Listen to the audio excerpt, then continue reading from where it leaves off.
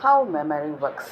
Okay, perhaps your memory is better than you think. Pound your forehead, wrinkle your brow. Try as you will, you just cannot remember the name of the chap you met yesterday afternoon. No, sorry, I just can't remember it. I feel such a fool. It's completely gone. I'm afraid. I've got a shocking memory for people's names. Isn't his name Samuels? A mutual friend suggests. Samuels, of course. That's it. I remember it now. Samuels, of course. Well, there we are. The name was in your memory, wasn't it? Perhaps your memory is better than you may think it is. Perhaps you are studying for exams, discussing the exam papers with your friends after the ordeal. How many times have you had the occasion to say, "Why, yes, of course, that's right, I remember it now. Why, oh, why didn't I remember that in the exam room?" If then the knowledge was in your memory all the time, do you not agree that it is possible that your memory may be better than you think it is? Have you ever have you ever heard people say such things as, "I have a good memory for faces, but I am hanged if I can remember people's names"?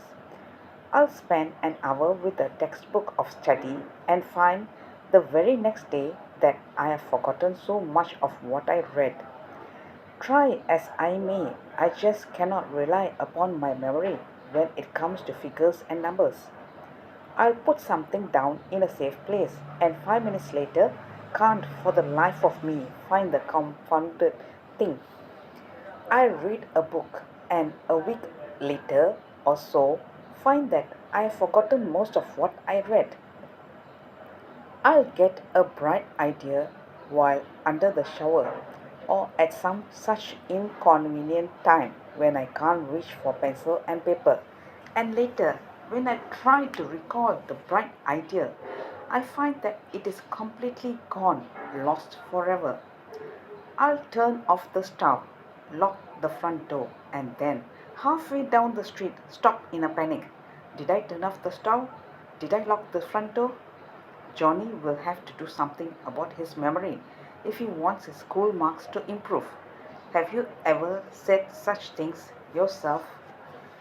It's almost criminal, the number of people who go through life with the mistaken idea that they have a poor memory for names, for detail, for location, for figures, for facts, for studying, for almost anything at all.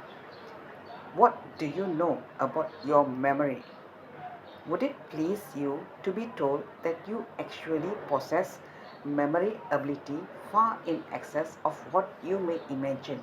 Yes, provided you are a normal person, you do possess quite amazing powers of memory. These powers are your birthright. But what do you know about these rather wonderful powers of yours?